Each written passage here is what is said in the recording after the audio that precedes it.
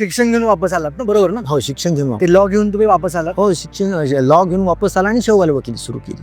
हा, पण मग तिथून पुढे 1985 ते 88 मी 24 मार्च 1988 मी लोकल कमिटीवर आलो.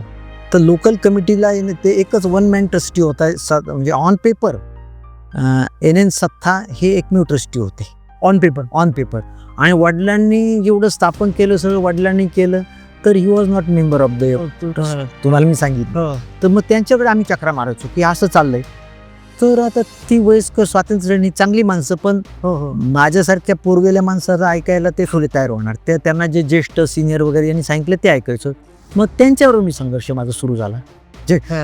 तो संघर्ष अगदी कोर्टबाजी, माझ्या ह्याच्यामध्ये टोकाची कोर्टबाजी झाली. सगळं काही मिळवलं ना, तर मी थ्रू कोर्टच आलो. मी असा बरोबर आलो नाही, असं काही कुणीतरी मला आलं खुर्चीवर बसवलंय नाही, हा प्रकार झाला नाही. फार काय, माझ्या बऱ्याच परवानग्या सुद्धा हायकोर्ट आणि सुप्रीम कोर्ट मधलेच आहे. संस्थेच्या परवानग्या देखील ज्यावेळेला गव्हर्नमेंटने डिनाय केलं तर मी हायकोर्टात गेलो. म्हणजे ह्या सगळ्या संघर्ष मला सुरुवातीपासून करावा लागेल.